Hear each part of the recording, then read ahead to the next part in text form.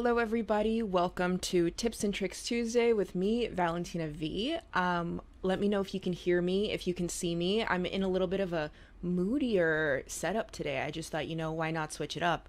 And in the interest of switching it up, I got a new camera. So I'm coming to you live from the Sony A7S III. That's right, I also got a new lens, so hopefully it's looking all nice now. Not that it wasn't looking nice before, but it's good to see you. Today we are talking about how to make magic in After Effects and literal magic tricks, how to use After Effects to create magic. And I am going to have an interview with Kevin Parry, and I'm going to teach you a full lesson in it. If you want to get all of the notes for the lesson, you can go right here to adobe.ly/tips Tuesday. And there you will be able to get the entire manual so you can follow along with me and also just have all those notes ready for you. So again, that's adobe.ly/tips Tuesday. We are also simulcasting on YouTube and Facebook. On YouTube at the Adobe Care channel and on Facebook at the Adobe Video channel. So if the Los Angeles internet gods hate me and this is dropped for any reason, please let me know. But you can also always pop onto the other stream and then continue watching. I have you right here, so I'm going to be able to see all of your comments and questions on YouTube. Also, if you go to this link, adobe.ly/tips Tuesday, you will be entered for someone that I have admired and looked up to forever. Welcome, please, Kevin Parry. Hey, Kevin. Hi, thanks for having me. Thanks for being. Why cooperate? Let's see here. Yeah, it has frozen. How strange. Okay.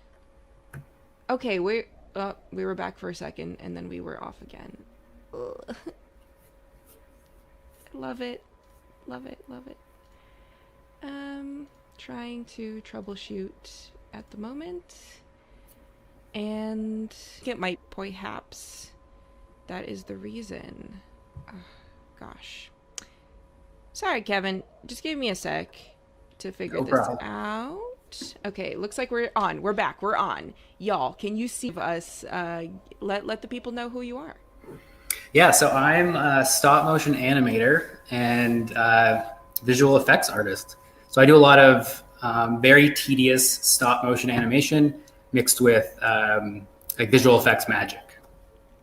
And a lot of the things that you do are mostly practical. I feel like you do your best to get the most out of it practically, and then the After Effects portions are very intuitive, I would say. Yeah, pretty much 100% of everything I do is practical, meaning that everything is captured in camera. So I don't use any digital assets or computer generated stuff. So just a lot of filming little clips and then stitching them together in clever ways. And what made you want to do this for a job? How did you start, with your interest in visual effects or in animation? Well, I'd say the point where I'm at now, I never would have ever thought it would be my job doing this kind of stuff full time. But I've always been interested in visual effects and animation. Pretty much since I was a small child, just really interested in the behind the scenes aspect of movie making. Yeah. Did you watch any of those behind the scenes specials that they made? I did. Yeah. There was a show called Movie Magic that was up and, blowing up tiny buildings for movies, that kind of stuff. Yeah, for me, it was also behind the scenes, but I also started getting into some rudimentary programs. I used Pivot, which is this you can animate little stick figures, and that was kind of my introduction to filmmaking. What are some of those programs that you started with back in the day? I think Paint Shop Pro was probably the first one, doing very basic Photoshop work. And then even just collage work, taking a photograph, cutting a person out, putting them on a background and scanning it into the computer. Um, so I guess even back then I was doing practical stuff. Basically, and then get into the effects after. I And down again. Just give me a second. Okay, I think we're back now. Yeah, fishing lines is stuff that I use. If anything, like I'll push something with my hand and then yeah mask out a hand. yeah And for that, it's really important to get a clean plate going. oh yeah I do so many plates when I'm shooting. For those who don't know, what is a plate? A plate would just be, for example, like a clean plate would be if I'm filming myself and I need to disappear or do something.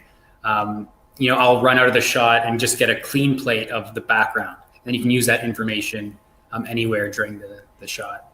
Yeah, it's super important with clean plates to also make sure that you are doing them on a tripod or something that's going to match. So Yeah, for movies, they have like motorized robotic arms that can like repeat the same motion, and you could like build an army of people just yeah, having the same 10 people take like 10 steps back every time.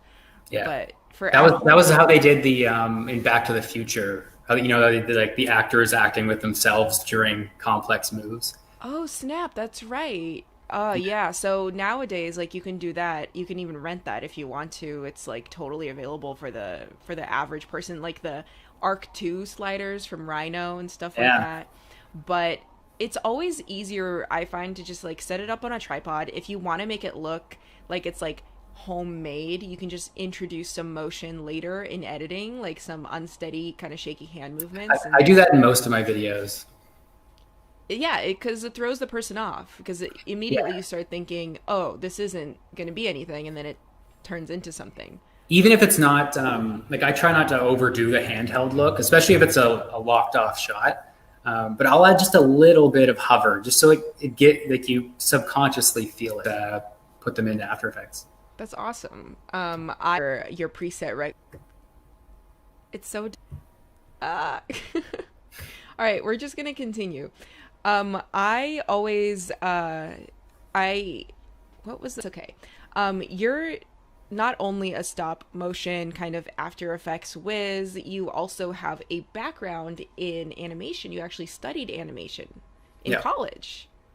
I did. Tell us Yeah. about that. How was your like journey to get from college to eventually working with Leica? So yeah, when I was I studied animation in college, um, and when you're amongst like 200 other students who are doing the same thing as you, you have to try to stand out because you have to graduate at some point and get a job. So I kind of early on decided I would do stop motion to really stand out from everyone else who wasn't doing it. So I was one of a few people who did stop motion. So I kind of picked that, and on top of that, I really enjoyed doing it. So I ended up doing a grad film all in stop motion, and that led to me working in feature films.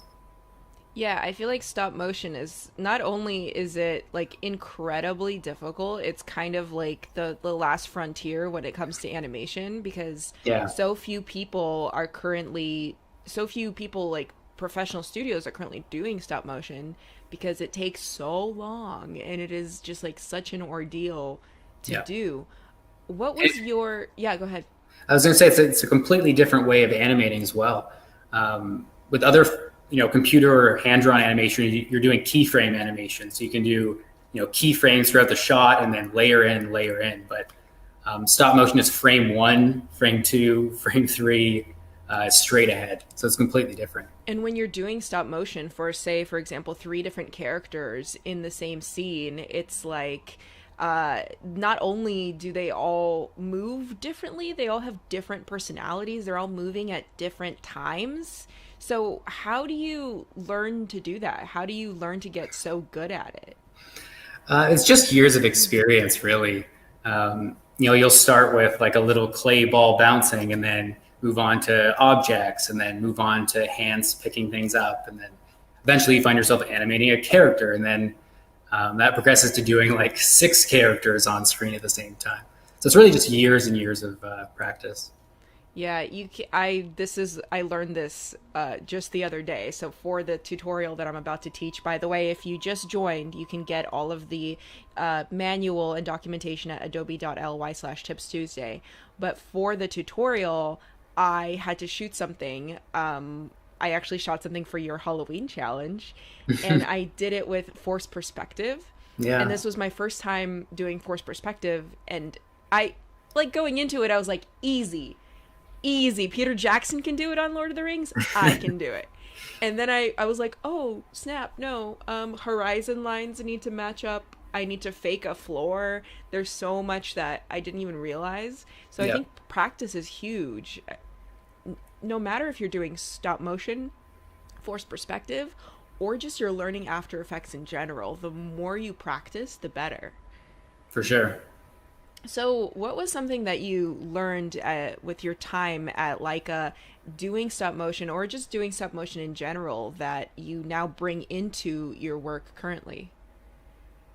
I would say, I do mostly video work now, or a good portion of my work is myself acting. Um, and I learned through animation. When you're building a performance one frame at a time, one tiny movement at a time, you really start to understand how to build a clear performance. So when I film tricks with myself, um, with having that background, I'm going for 100% clarity. So every little movement I do myself, I'm thinking like an animated character. So if I'm going to grab something here, I want to show you and like look and control where your eye line is. So I think just that kind of animated performance clarity.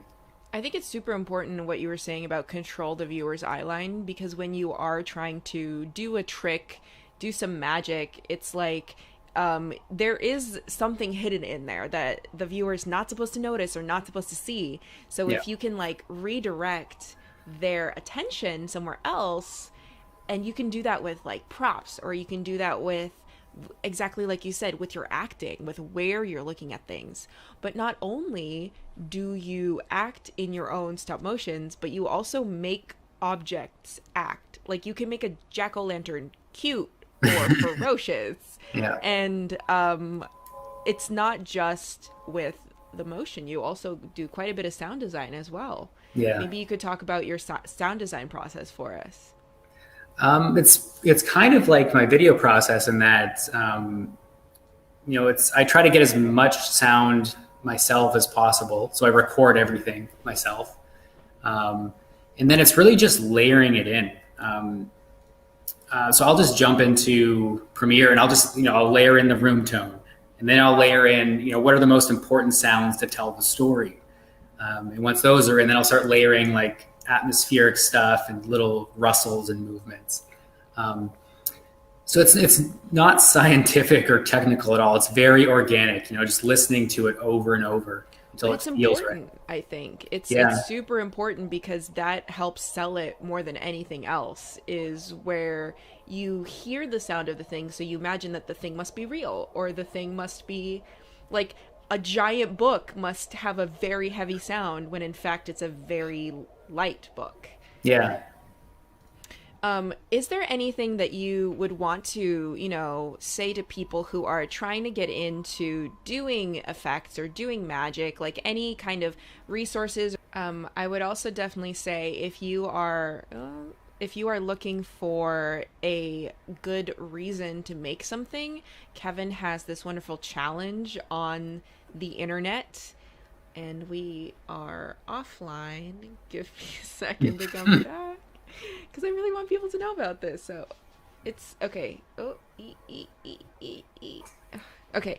I would just say if you're looking for something to be inspired by, Kevin has a really great challenge on the internet, the Kevin Parry like monthly challenge, and he does these wonderful themes every month where he'll like take a box and animate a box or a book, or you've had a door, like you've had a lot of really fun, a ball, you've had a lot of really fun challenges. The last one was a balloon that quite blew up. One of your videos was like Yeah. insanely popular, the one where you're dropping down and like turning into a bunch of balloons. Yeah. And yeah, the whole point of that was just to structure this year around making as many fun ideas as possible. Just to be less precious about making, perfect or viral videos. If you can't really think out that stuff, if you sit around thinking, I want to make this one viral video, it'll take forever. But if you just make a ton of stuff, more videos will do better. Yeah, and also you get to practice new things. Like whenever I try to challenge myself with something new, or because there's a new task given to me by an employer or by a friend, I always Yeah. learn something new. Like even I was just helping my friend Mary out the other day, and she wanted to shoot the entire thing on iPhones. So I got really into like iPhone lenses, and like let's learn about the DJI Osmo, and yeah, just having a task to do will help you grow and learn.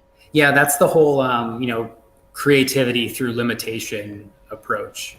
If you can if someone says, make me a video, that's a pretty vague request. But if they say, make me a video with a balloon, then you start thinking, okay, what's a balloon? How do I do something creative with this? Yeah. How do I attack it from interesting angles?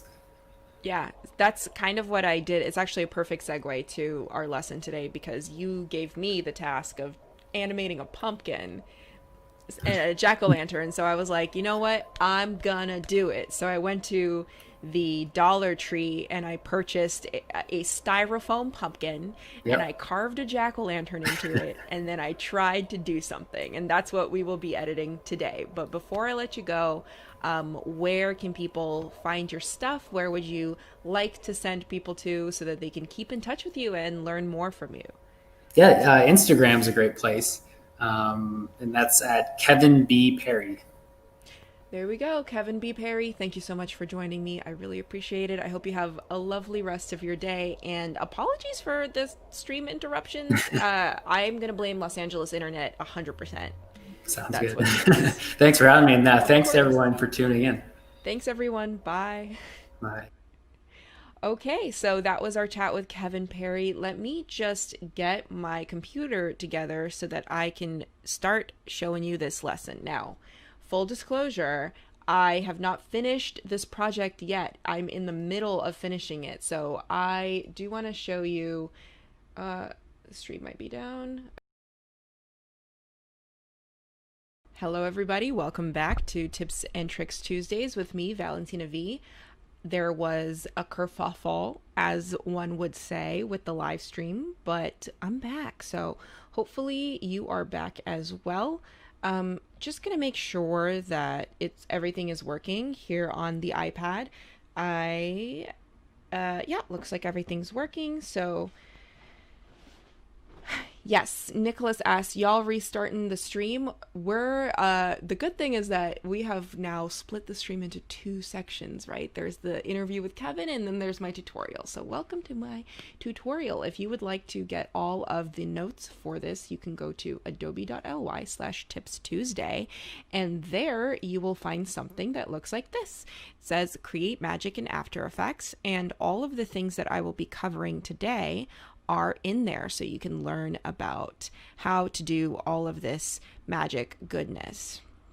And if you like that, then we'll also do even more After Effects, maybe at a later date, if you are into After Effects and if you are liking After Effects. Until then, let's hop in and take a look at my screen here. There I am. Okay, so we are inside of After Effects, and basically I only have one video clip that I'm working off of, which is this one, and I'll open it up. If I double click on it, it opens up in footage here, so I'll be able to show you what it is. So essentially what I did was I pushed this little pumpkin, which is resting on sort of a its own little surface. I pushed it into the shot, or I pulled it into the shot, I would say, from this direction.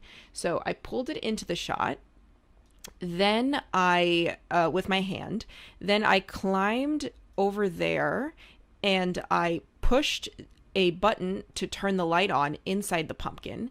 Then I came up, picked up the pumpkin, walked to the back of the room, then pretended like I was pulling the pumpkin in at the same time, and then I jumped inside the pumpkin. So basically, it should be a perfect loop of me pulling in a giant pumpkin using forced perspective and then jumping into it. So the way it looks is like this. Maybe I can, let's see if I can mute it. One sec. Because the actual audio is useless. So yeah, hopefully now you can't hear it.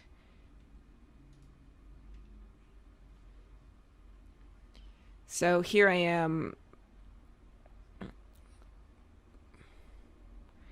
pulling the pumpkin. Actually, I think I did this a couple times. I think this was not the full take. Here we go. Just letting you know, this is really silly. And I'm also going to play it back at a lower resolution. I'm going to skip some frames so you can see it faster. So I'm going to do resolution. Let's do a third. So the pumpkin comes on. And then I turn the light on there. And then I come in. I grab the pumpkin. And then I stand up. I throw the pumpkin away. And then I pull a chair. And this is going to be where the pumpkin is, right? I climb onto the chair. So technically I'm climbing onto the pumpkin. I drop inside of it.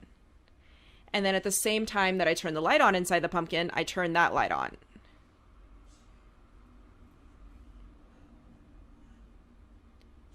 And then as I'm picking the pumpkin up, I'm actually picking the pumpkin and myself up, if that makes sense. So let me show you the way that it should look when it's done. I was able to render just a couple frames prior to this, but it should look kind of like that. So you can see I'm picking up the pumpkin and I am inside of the pumpkin itself. So if I take off the foreground, you can see that I am masked and I'm sitting inside the pumpkin.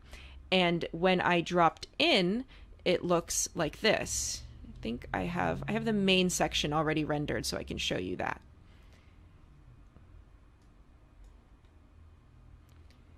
So here I am, I drop into it. Now I'm inside of it. I turn the light on. Well, actually I'm inside of it, but it's not showing you because my resolution isn't full. So if I turn my resolution to full, you'll be able to actually see me inside of it. There it is. And then I come up and I pick it up. I grab it and then I carry it off, if that makes any sense. Looks like we are good on Facebook Live. Let me know if you have any questions on Facebook Live. So basically, that's the name of the game, is how do I make it a magic trick like this where I'm picking myself up and it's all from the same kind of clip. So if we expand this is kind of, you know, the nuts and bolts of it, and this is what I have to do. So at the beginning, I kind of split this up into 4 sections that overlap each other. So we have this section, which is the very beginning of it. So it's me walking up to the beginning section, which is the beginning. I have this middle section, which is me actually pulling the pumpkin in. Then I have the jump, which I split up into, and then this section is where the new character comes in and picks the pumpkin up. And hopefully when it's all together, it should look like a full magic trick. It looks like my camera's saying it's overheating, which is weird because I'm not even using it very much. So if my camera drops out, no worries. This is my first time using that camera, but I'll just... How do you do this? Well, first of all, before we do anything, let's take a look at the file itself. So what I'll do is I'll go over to the clip itself and I'll just take it and drag it into new composition. So the clip is the only thing in the composition, and by default it just has the name of whatever the clip is. So here it says, you know, I always like to name my clips in this kind of way, so it's the date, and then it's my name, and then it is what the clip is, right? So we can always rename it later inside the program, but this is what the clip is. It is me you know, climbing in and all of that. So at the end here, once I kind of had an idea that like this is a good take, this is something that I'm going to use, I immediately in the same clip recorded a clean frame. Just like if you were around for part 1 of this tutorial, Kevin was saying that you have to have a clean frame. That's what I did. So I'm going to go to the part of this tutorial where I take out the chair and I take out the light right there. So this is actually just the back side of the clip. So I'll show you. It's actually this half of the clip. That is my clean frame. So I'm just going to press Shift Command D to split that layer into pieces so that I can get a really nice section of it that is my clean plate. And right here I come back and I redo stuff and I don't need that. So this section right here, that is my clean plate. So I'm going to name that layer clean plate. Over here, rename. So I right click, I rename, and I say clean plate. And I like making it green, so I'll make it green. Over here in the label options, I will make it green, and I will put that on the very bottom. Okay, so whatever I place over it is always going to, I'm always going to have that clean plate. And now because I only designated this section, because only that section is a clean plate, I'll just move it over, scooch it over to the beginning. That way I can always use it and it'll always be here for me as the clean plate. Next, I need to find a section of this to start with. So remember, I kind of start it where I'm running up to the background. So we'll call this the second character. The first character is the person that's running up to the background. So it's after I've discarded the pumpkin already, right there. As soon as the little pumpkin is gone, there we go. So that's where I'm going to, let's go a little bit forward, maybe let's say there. So I'm going to, again, split this into 2. So I'm going to go Shift Command D. So now I have this section, and this section is going to actually go at the very beginning. So I'm going to move it to the very beginning.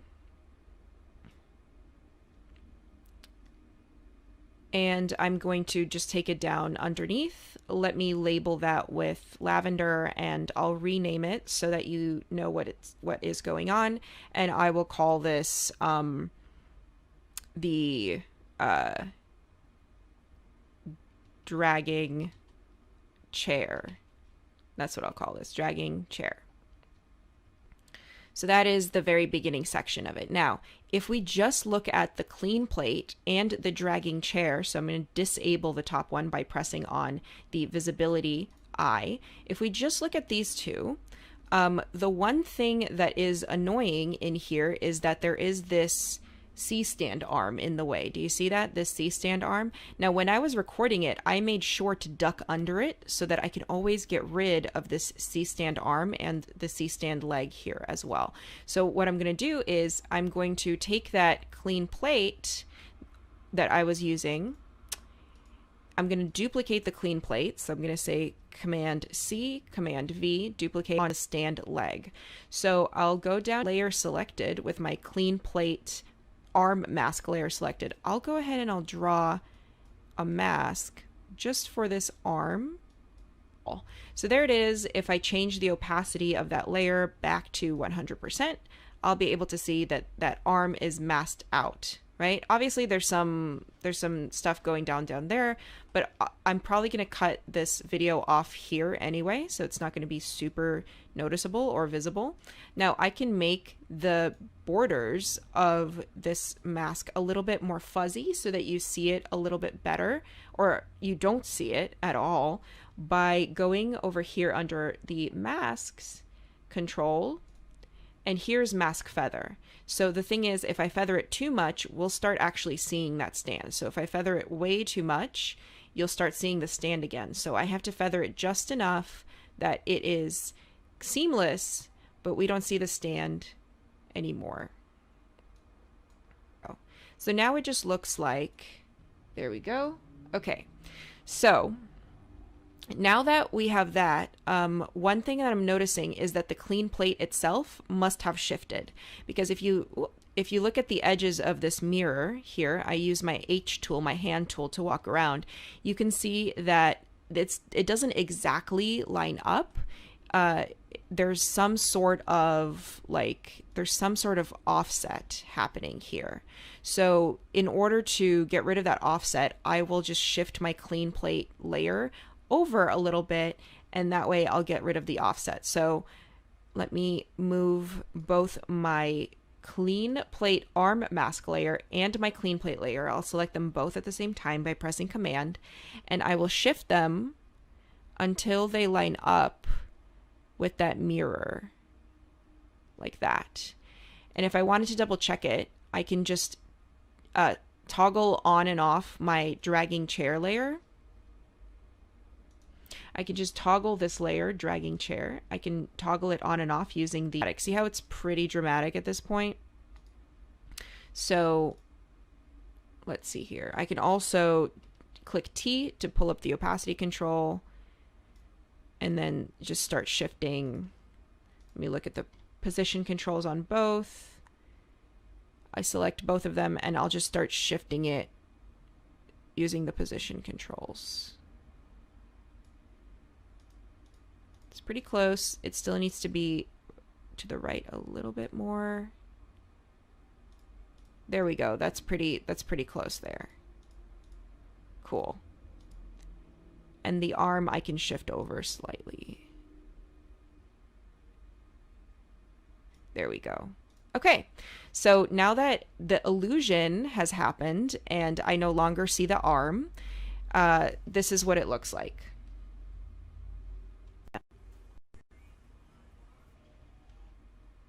Let me change the resolution to like a third so that you can see it. This is 4K footage, so it's a little bit harder to work with, but I'll go to the point in this video that I am pulling the chair, that I start pulling the chair, right? Kind of like right there. So at this point in time is where I start pulling the chair, and at this point in time is where that pumpkin should come in. So I'll set myself a marker. You can go here over to markers, and you can grab that marker and set it right there. So that is where my pumpkin should be coming in. So I'll go back to my original footage layer, which I've just hidden, but it's up here the whole time. And I'll find the place in it where I have started pulling the pumpkin. So they're kind of starting there, right? So I'll trim it and I'll move it over to the position 1 over here, right there, and then I'll extend it. So 2 things. The first thing, I have to mask the pumpkin itself. I have to get rid of my hand, and I'll be able to get rid of that by masking the pumpkin.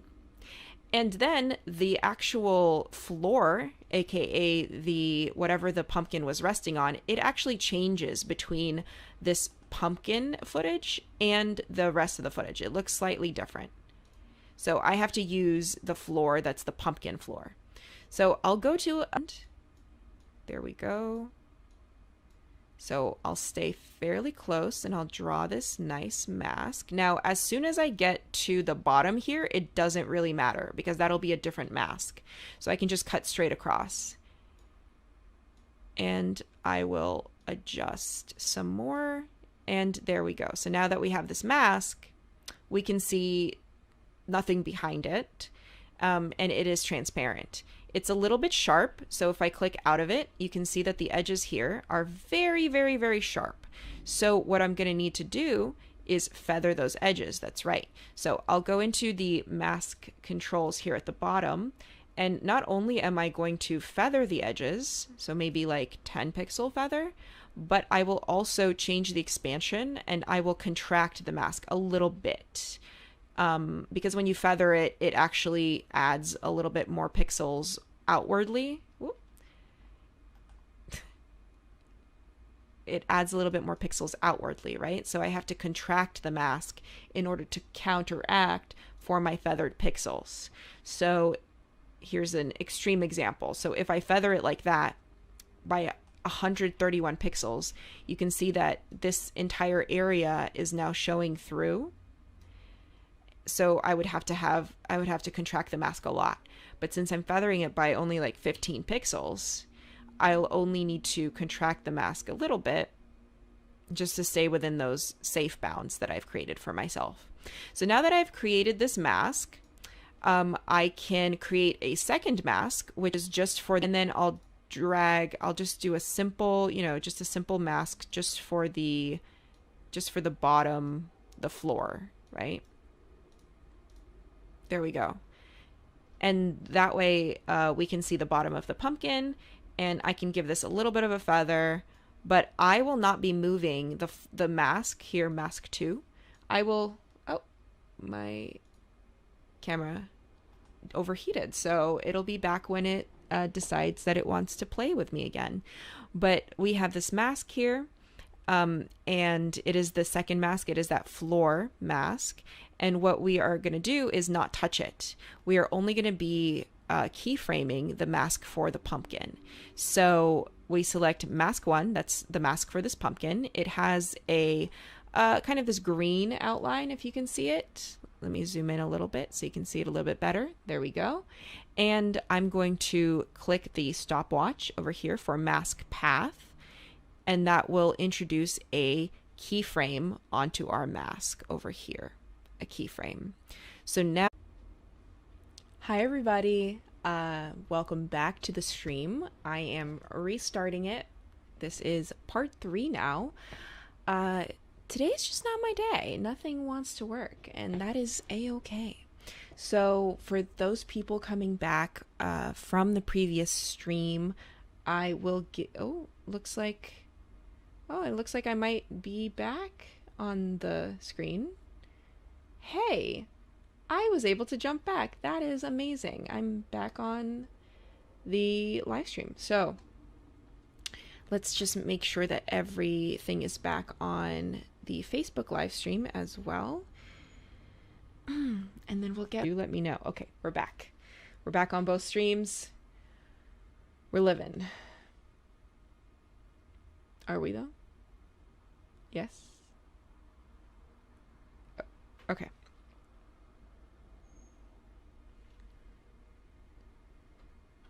Okay.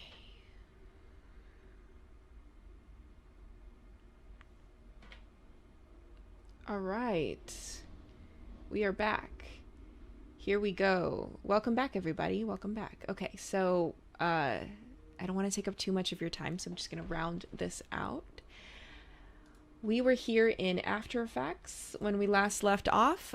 We had done one keyframe on this pumpkin, and we had made a floor mask as well on that same layer. Now the floor mask is not going to move, the pumpkin mask is going to move.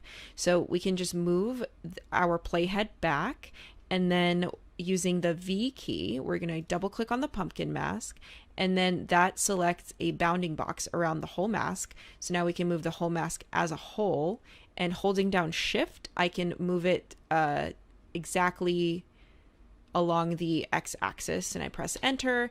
Then we can go and clean up our vertex points here. Now there is a way to move masks automatically using Mocha in After Effects. I felt that maybe Mocha was a little bit more of an advanced tutorial for this time around, but if you want to learn Mocha, definitely let me know, and perhaps I can make it in a future tutorial. So I'll go ahead and I'll just adjust all of these masks. You get it, right? And you can adjust in between. It'll sort of, it'll fill in between, but you can be a little bit more accurate with it as well. Like that. So when you are done with your masks, it'll look like this. And actually, let me add the floor mask to this one as well, because I had not added it prior. Ooh. Masks. Add. There we go. So this is what that mask looks like now that we have We actually only need it. Oh, did I not? Pumpkin not masked. Stuck on something, I think it was here.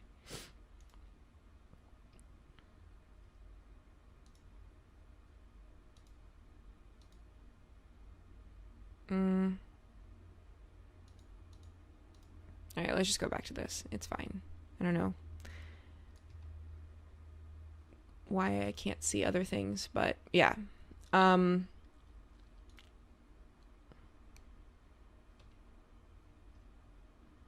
now that we have these masks done, let's actually go to the very last frame of it where it lands and make sure that that mask is accurate. Yeah, so that mask is accurate. Let's just pretend that all of the masks are done. And we're going to go to the masks, and they were on none before, right? So you can see the hand and you can see everything in the background. So we'll change those masks from none to add. So now we have the clean masks, and it looks like I was actually me in the background, little me, like I was pulling the pumpkin in. Oh, it's so loud. Sorry. I pull the pumpkin in. It's still really loud. I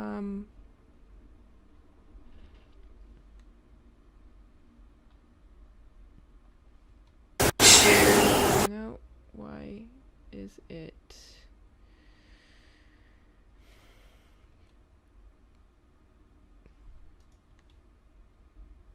There we go. So I pull it in, then I climb on top of it. Thanks, Music in My Veins, who said, hello, Valentina, keep up what you're doing. Thank you. It's not always easy to live stream. There's a lot of things that can go wrong, but we do our best. So then I climb up on top of it. And here's the important thing is, right? Remember, the light inside the pumpkin turns on at a certain point, right? And I want to match up the time that the light in the pumpkin turns on with when I turned on the light when I was, when I dropped down and I was inside the pumpkin. So we'll see where it is right now and whether it's a match. And if it isn't a match, then we can fit it to make it better. So I tried to match it up as much as I could, but we'll see. So you can kind of tell if I hide this pumpkin layer, you can see me below, and you can see where I turn the light on just there.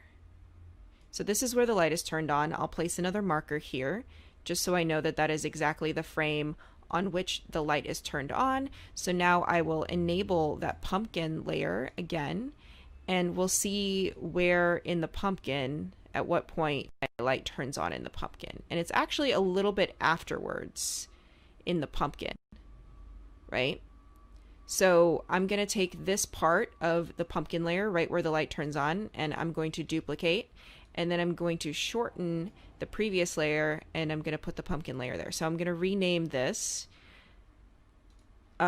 pumpkin light on, and we're going to rename the previous one pumpkin light off. So what we've essentially done is we've cut a few frames out of the pumpkin layer just to line up the light switch on the back with the pumpkin light on the front. And then the pumpkin light on will make it orange, so you can see it a little bit better.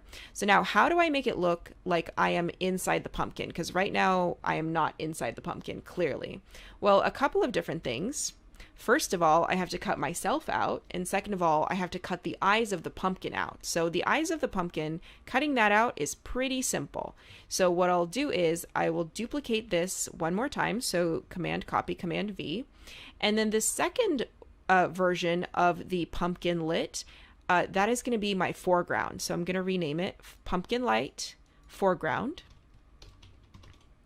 And then this, I'll just select the eyes as masks, and I will mask them out. So I will do a subtraction mask instead of an addition mask. So I'll do the same thing where I will draw a mask right where the bright layers are. Right now it's not going to do anything because as I'm drawing masks by default, those masks are set to add. So I'm just going to draw the mask, and like it's a very rudimentary mask, so don't mind me. Ooh. And don't mind the truck outside. Close up that mask. What is happening? Oh, I see what happened. It started a brand new mask. There we go. Okay, so I'm just going to finish the mouth mask here. And then the eye mask here. There we go. And then I'm going to set those masks. So if I click M, that opens up the mask controls. And those last three masks, mask 1, mask 3, 4, and 5, I'm going to set to subtract. So that will create cutouts. Now, obviously you can't see what they are. However, if I press the solo button right here, where it just solos this one layer, you'll be able to see that the eyes are now see-through. So I can turn on the transparency, and you can see that now the eyes are see-through. So all I have to do is place that layer of me hiding inside in the middle, in between these two mask layers, which is exactly what I'll do.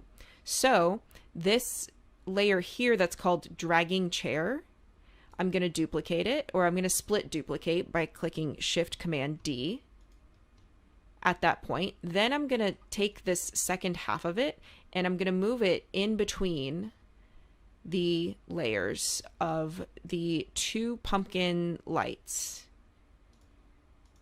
So there we go. It's in between. It's sandwiched in between there. And then let me unsolo that. So now you can see me underneath here, but the problem is that my background is my background. It's not the background that was there before. So what I'll do is let me solo this layer. I have to cut myself out. Now I can cut myself out in a mask like this. Let me just do a very rudimentary mask. This is very poor because that's not what I'm actually going to be doing. But I can cut myself out in a mask like this so that when I turn everything back on, you can see A, B, C, right? You can see A, which is the background of the pumpkin. B, you can see me inside. And C, you can see the foreground of the pumpkin. But you know, unlike the mask of the pumpkin, which is easy enough to move because the pumpkin is the same shape. Ooh. The pumpkin is the same shape the whole time, right? So I just have to create one basic shape and then move it over a little bit a few times. With the organic person, aka me, in there, it's a little bit harder. So instead of masking, I'm going to use Roto brush. So I'll go over here to masks, I'll press M, I'll delete the mask, and I'm going to use Roto brush instead. So what I'll do is I'll go over here to Roto brush and select that. And then I'll go to, right now it's in composition mode, so you can't see it, but if I double click on it, now I'm in the layer itself, and now I can use Roto brush. So you can see Roto brush is this green icon with the plus on it, and I can make it bigger or smaller by holding down I believe it's the command button, and then dragging up and down to make it bigger or smaller. So I'm going to make it pretty big. And then I'm just going to select the areas that I think it should select.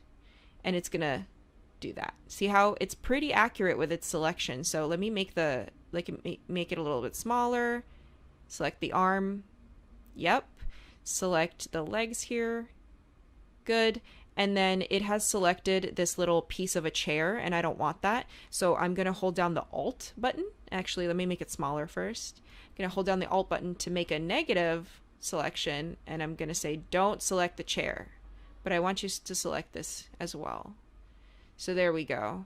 That is what the Roto brush has selected.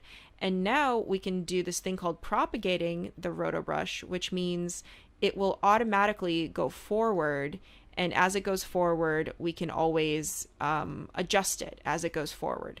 So we're almost done, by the way, even with the stream interruptions that were happening and all of the technical difficulties. Streaming is not easy, especially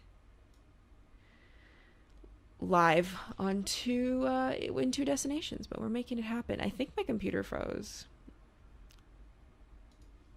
Let me go back to me. Hi. And try to figure out why this is frozen. Okay. We back. There we go. Okay. So here we are in RotoBrush, and what we'll do is we'll propagate it by just pressing our space bar.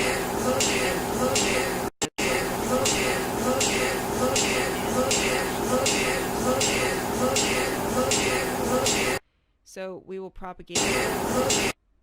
Oh.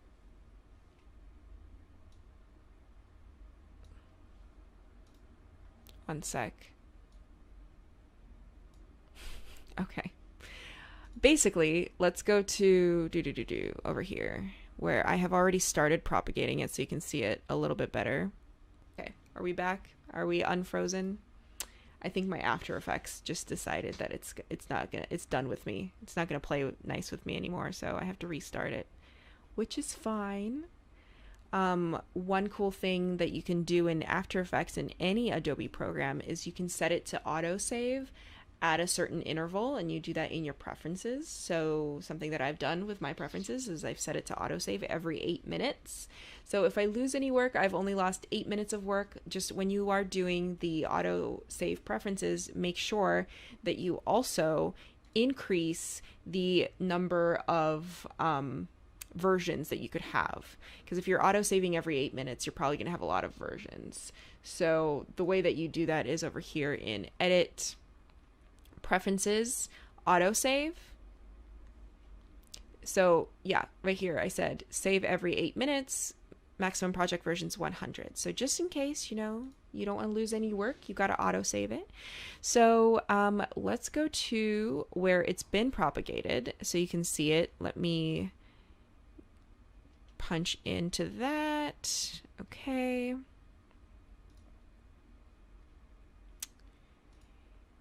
And you can see the different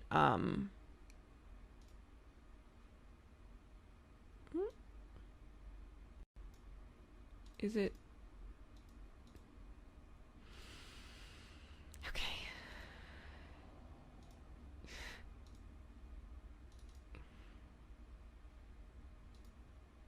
Let's go into RotoBrush again. I don't know why everything is messing with me today.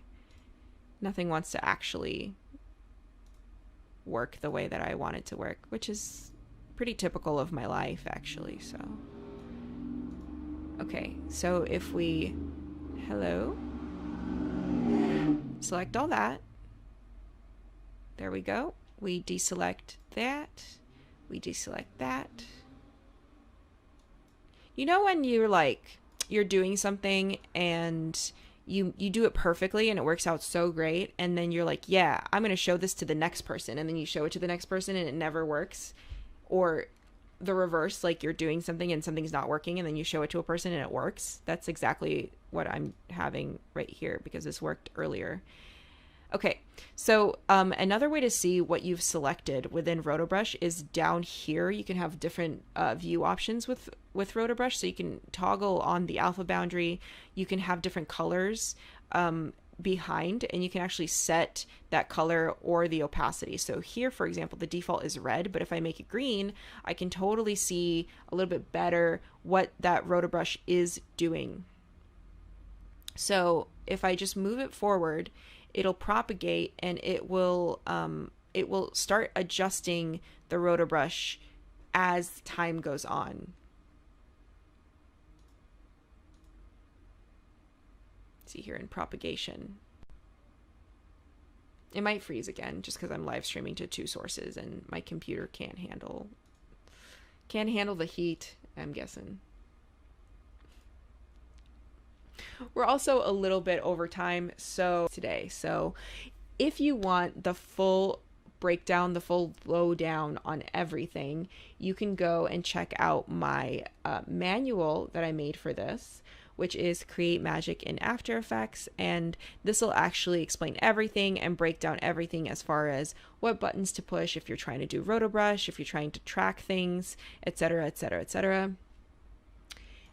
You can also actually see the final piece that I'm making, because I do intend to actually finish it, and I'll put on TikToks, Valentina.v on Instagram, Valentina_v on TikTok, and then you'll be able to see what the final product looks like.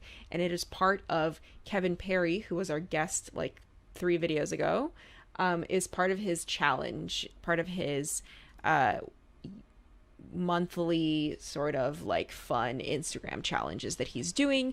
This month it is jack-o'-lanterns, which is his theme, so that is why I decided to make a video with a jack-o'-lantern. That, and I love anything that's spooky and scary, so I thought it would be perfect. Until next week, where we are going to be talking with our special guest Amber Tori Alba, and hopefully the technical things will work themselves out, or I'll figure out a way to make them work. Thank you so much for sticking with me, and have an amazing rest of your day. Bye, everybody.